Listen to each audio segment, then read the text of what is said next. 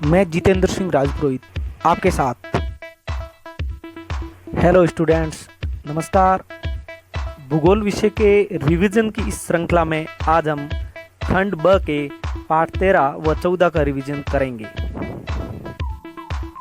ये दोनों पाठ भारत की जनसंख्या एवं उसकी संरचना से हमें अवगत कराते हैं। पाठ 13 भारत की जनसंख्या का वितरण, घनत्व एवं वृद्धि इन सब के बारे में बताता है। वहीं पाठ 14 में जनसंख्या संरचना अर्थात नगरीय ग्रामीण जनसंख्या, लिंगानुपात, आयु वर्ग, साक्षरता आदि का अध्ययन किया जाता है। ध्यान देने लायक बात यह है कि पाठ 13 व 14 में से परीक्षा में 2 अंक का एक प्रश्न तथा 3 अंक का एक प्रश्न पूछा जाता है। इस हिसाब से लघुत्तरात्मक प्रश्न ज़्यादा याद करने होंगे।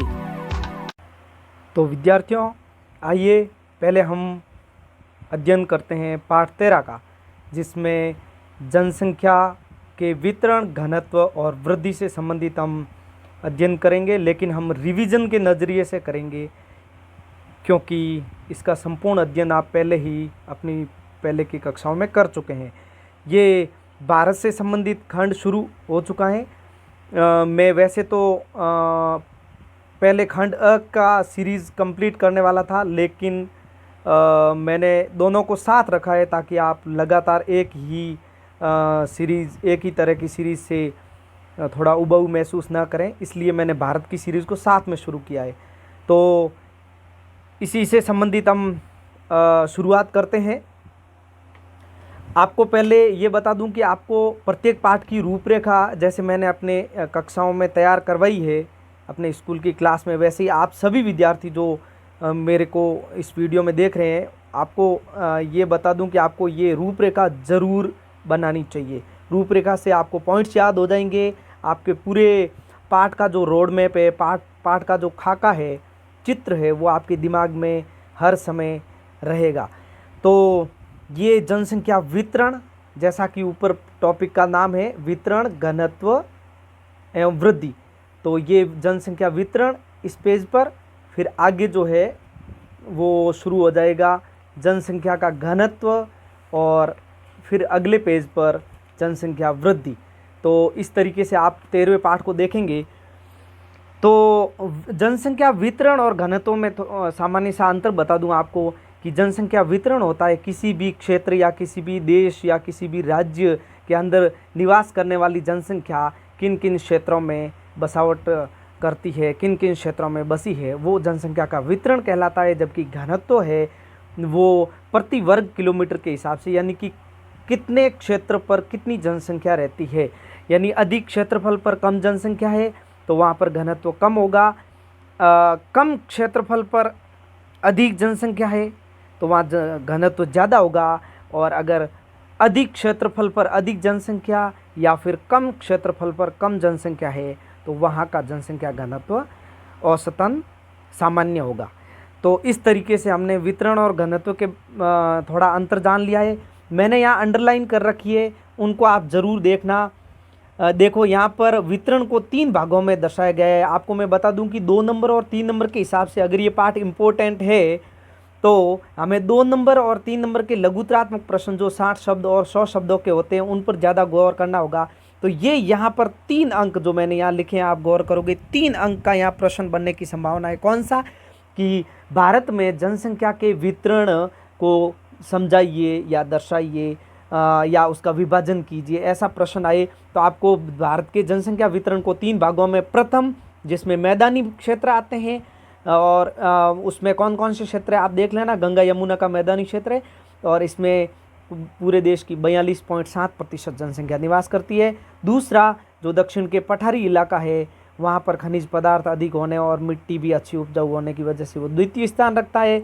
और तीसरा जो है वो दुर्गम स्थान है, जैसे समुद्री तटवर्ती क्षेत्र लिखे हुए हैं, लेकिन इसमें भी दुर्गम क्षेत्र जैसे कि डेल्टाई क्षेत्र हो गए और सुंदरवन क्षेत्र हो गया, जहाँ पर रहना मुश्किल है, दलदली भूमि है। उत्तरी और पूर्वी पर्वतीय राज्य जो उत्तर में हिमाचल, जम्मू कश्मीर और आपके उत्तराखंड वगैरह, इनका भाग आ जाएगा। और पूर्व में आ जाएगा अरुणाचल प्रदेश, असम, नागालैंड, मिजोरम, मणिपुर, मेघालय, त्रिपुरा और सिक्किम वगैरह इनका हिस्सा।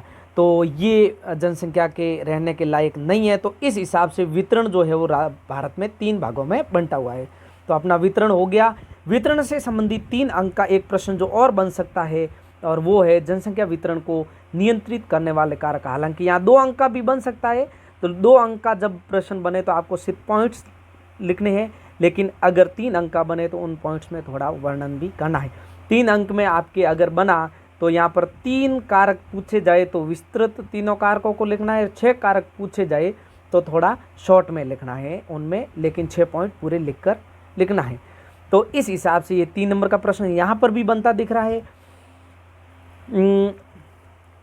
यहाँ जनसंख्या घनत्व, तो आप समझ गए होंगे ये जो जनसंख्या वितरण को प्रभावित करने वाले जो कारक है, जलवायु किस तरह से प्रभावित करती है, धरातल किस तरह से, ये आप अपने कक्षा के दौरान अध्ययन के दौरान पढ़ चुके होंगे।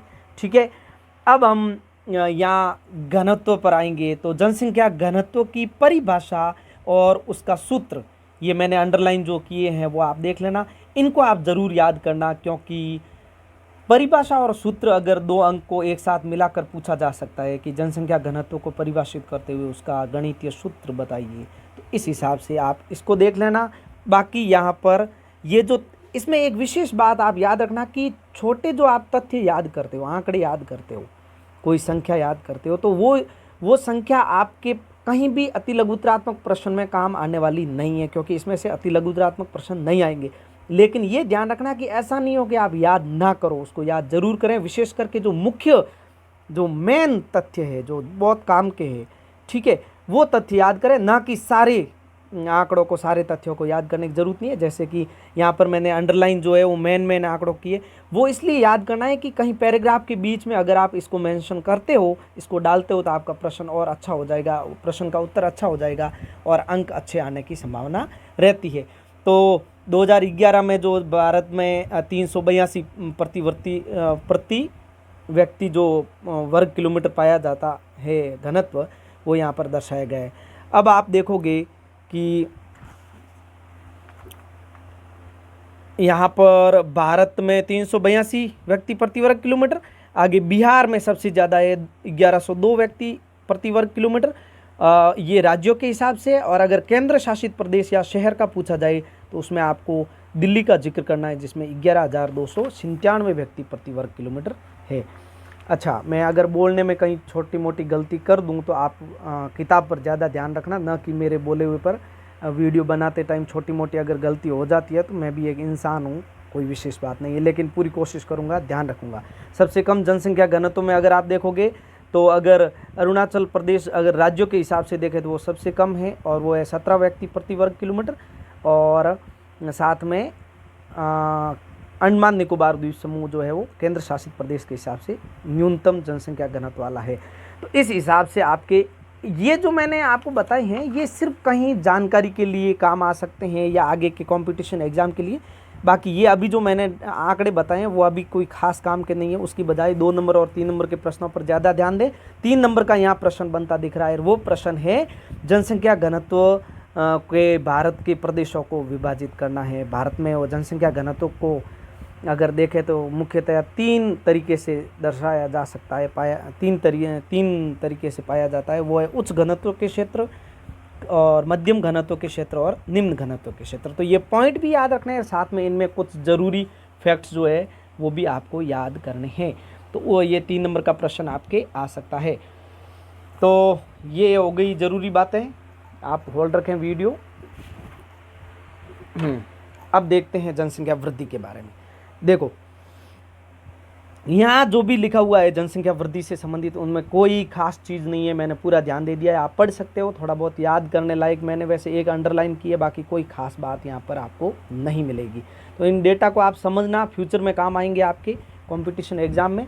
अभी एग्जाम में काम आने लायक ये 2018 का 3 अंक का प्रश्न, अच्छा ये तो आपकी वृद्धि के प्रतिरूप में है, लेकिन मैंने यहाँ पर एक कुछ अंडरलाइन की है, वो आप भी कर लेना। हो सकता है 2 नंबर के प्रश्न को कहीं घुमा फिरा करके।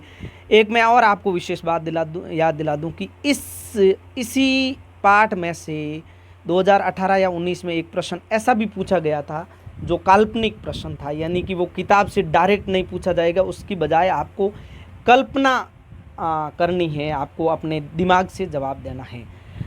तो ये कुछ अंडरलाइन है जो आप देख लेना, ये जो है वो अंडरलाइन आप देख लो।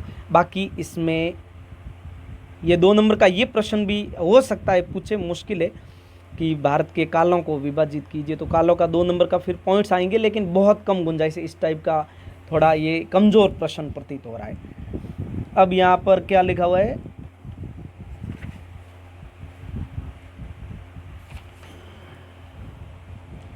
ये है जनसंख्या ह्रास, ये भी हो गया।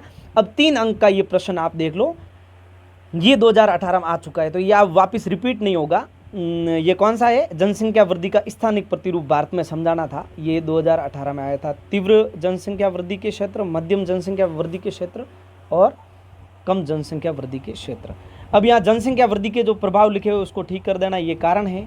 और ये 2 या 3 अंक का प्रश्न बन सकता है कि जनसंख्या, भारत में जनसंख्या वृद्धि के कारण बताइए, तो अगर 4 या 2 कारण पूछे तो वो 2 नंबर का होगा, 3 या 6 कारण पूछे तो वो 3 नंबर का प्रश्न होगा।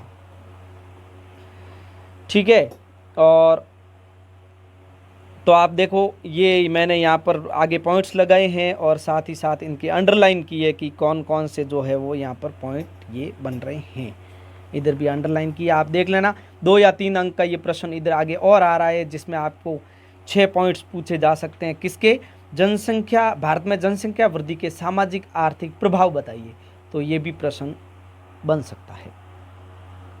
और ये मैंने पॉइंट्स लगाए हैं जिनको आपको याद करना है। तो मैं आपको परीक्षा के रिवीजन के हिसाब से तैयारी करवा रहा हूँ, समझा नहीं रहा हूँ।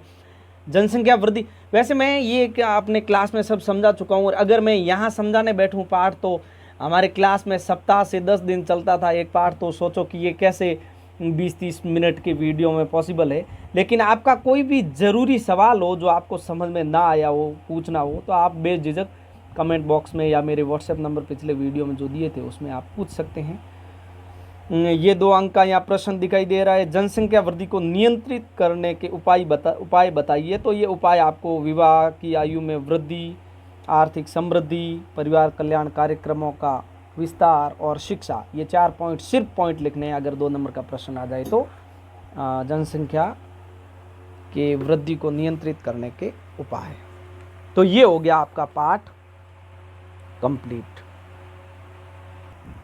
अब आगे हम पाठ 14 का रिवीजन शुरू करेंगे। पाठ 14 भारत की जनसंख्या की संरचना के बारे में है, और आप पढ़ चुके होंगे साल भर में क्या क्या संरचना में मुख्यतया ग्रामीण नगरीय जनसंख्या के बारे में बताया गया है।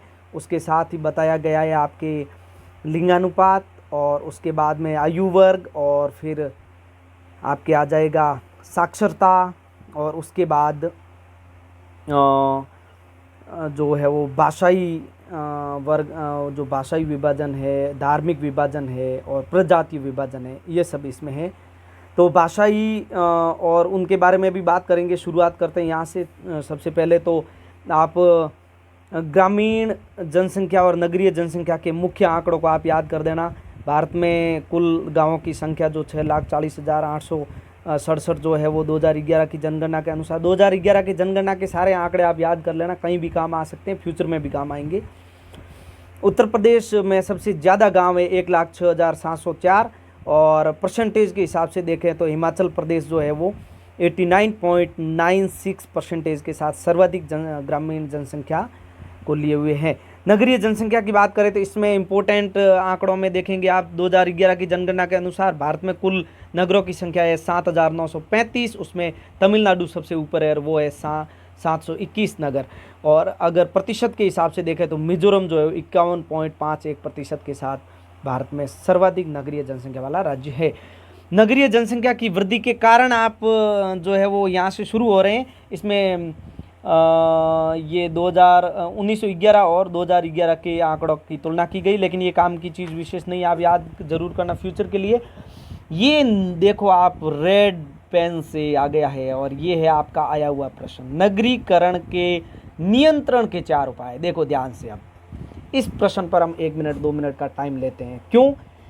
आप जो है वो रटी रटाई भाषा में याद करके चले जाते हो, लेकिन वहाँ प्रश्न जो है वो घुमा फिरा के पूछ लिया जाता है। यहाँ दिए हुए हैं नगरीकरण के कारण, भारत में नगरों में जनसंख्या क्यों बढ़ रही है, ये 8 कारण दिए हुए हैं। लेकिन प्रश्न पूछा गया कि भारत में नगरों में जो जनसंख्या बढ़ रही है उसको कंट्रोल कैसे करें, नियंत्रित कैसे करें, उसके 4 उपाय। तो अब इसको बदल के लिखना है। जैसे मैं उदाहरण देता हूँ, ग्रामीण क्षेत्रों में रोजगार का अभाव है, इस वजह से क्या होता है कि नगरीय जनसंख्या बढ़ती जाती है, नगरों की ओर जनसंख्या प्रवास करती है। तो आपको इसको बदल के लिखना था उपाय में कि ग्रामीण क्षेत्रों में रोजगार को बढ़ावा देना, ये एक पहला उपाय हो गया। दूसरा, नगरों में गांवों की अपेक्षा अधिक सुविधाएं, इसको बदल के लिखना था गांवों में नगरों की तरह सुविधाएं विकसित करना। तीसरा, नगरीय आकर्षण, इसमें लिखना था गांवों को आकर्षित बनाना। चौथा, शिक्षा का प्रसार, इसमें लिखना है गांवों में शिक्षा को बढ़ावा देना।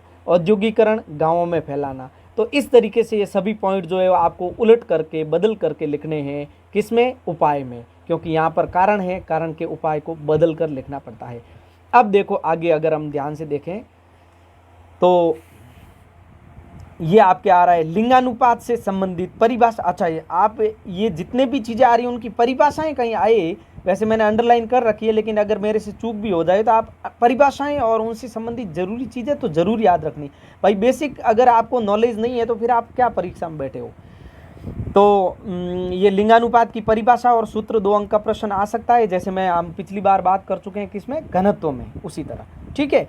और भारत में लिंगानुपात का जरूरी जो आंकड़े हैं ये यहाँ पर अंडरलाइन कर रखे हैं मैंने, और अंडरलाइन वाले सिर्फ फैक्ट्स है जो आपके यहाँ देख लो। बाकी जहाँ प्रश्न आने की संभावना है वहाँ मैंने लिख रखा है 2 नंबर का, 3 नंबर का कहाँ प्रश्न आ सकता है।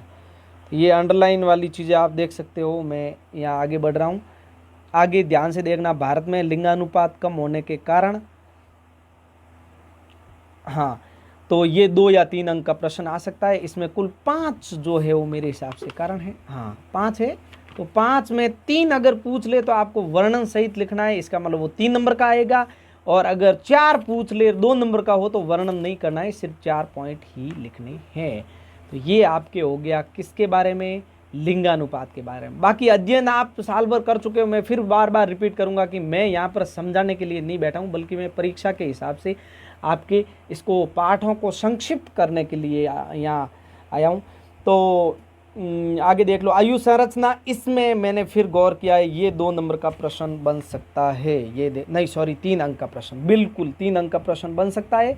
देखो, बाल आयु वर्ग, वयस्क आयु वर्ग और वृद्ध आयु वर्ग, अगर 3 अंक का बनता है तो ये जितना लिखा हुआ है इतना का इतना पूरा लिखना, हो सके तो एक आध लाइन और ऐड कर देना। और उसके अलावा भारत में साक्षरता का प्रतिरूप, तो साक्षरता क्यों जरूरी है, इससे संबंधित अगर दो नंबर का प्रश्न, काल्पनिक प्रश्न घुमा फिरा के पूछे तो ये अंडरलाइन की हुई है, यहाँ पर आप गौर करना। और ये देखो, साक्षरता को प्रभावित, साक्षरता की दर को प्रभावित करने वाले कारक पूछे गए थे 2018 में। 2 अंक का प्रश्न कोई 4 पूछे गए थे, और ये चारों को मैंने अंडरलाइन किया है कि ये 4 आप लिख सकते थे। इन 8, 9, 10 में से कोई भी 4 लिख सकते थे आप। बाकी ये सारणी वगैरह ये फ्यूचर के काम की है, अभी 12वीं में कोई विशेष काम नहीं आने वाली है। जरूरी आंकड़े मैंने अंडरलाइन कर रखे हैं। देखो, जहाँ जहाँ प्रश्न काम के आएंगे, साक्षरता में आपके यहाँ पर भी प्रश्न नहीं बनता दिख रहा है, बस सिर्फ आप याद कर लेना। अगर ये पूछ ले कि भारत के साक्षरता के बारे में अपने विचार प्रस्तुत कीजिए, तो ये ज़रूर आपको आंकड़े उनमें दर्शाने हैं। अब हम आ जाते हैं, ये देखो इधर आप साक्षरता के क्षेत्रीय प्रतिरूप, इसमें आपके कितने 2 अंक का प्रश्न बन सकता है। क्या ये प्रश्न बन सकता है कि भारत में जो साक्षरता का क्षेत्रीय प्रतिरूप है उसको प्रभावित करने वाले कारक कौन कौन से हैं। तो ये 4-5 इसमें से 2 अंक का 4 कारक पूछे जा सकते हैं। भाषाई में ये 2 अंक का प्रश्न बन सकता है कि भारत को मुख्यतया भाषाओं के आधार पर कितने भागों में विभाजित किया जा सकता है। तो वो है आपके 4 भागों में, Indo European, Dravidian, Sino Tibet और ऑस्ट्रो एशियाटिक। ये सिर्फ आपको पॉइंट लिखने हैं, ना कि इसमें वर्णन करना है। धार्मिक संरचना के बारे में मैंने जितना पढ़ा है मुझे कोई खास गुंजाइश नहीं लगी, सरसरी तौर पर आप भी पढ़ लेना। और यहाँ पर आपके प्रजातीय ये नृतात्विक संगठन अब वापस नहीं आने वाला है, इसको आप नो टेंशन हो जाओ। ये आ चुका है 2019 में 3 अंक का, पूरा वर्णन करना था इसमें, तो आप देख सकते हो इस तरीके से दोनों पाठों का रिवीजन हुआ फिनिश। अब 1 मिनट के लिए मैं लास्ट में बात करना चाहूँगा कि आप है ना पढ़ाई पर गौर कीजिए, मेहनत कीजिए, मेरे वीडियो में कमी पेशी हो तो बताइए, लेकिन सभी स्टूडेंटों से मेरी विनती है कि प्लीज़ अब कम दिन बचे हैं, आप ज़्यादा से ज़्यादा पढ़ाई पर फोकस कीजिए। मेरे व्हाट्सएप नंबर से भी आप मेरे से संपर्क कर सकते हैं और नीचे कमेंट सेक्शन में भी आप अपनी कोई भी राय जाहिर कर सकते हैं। अब आपसे विशेष विनती ये है कि मेरे वीडियो को ज़्यादा से ज़्यादा स्टूडेंट तक कैसे पहुंचाएं, ये आप ज़रूर हेल्प कीजिए।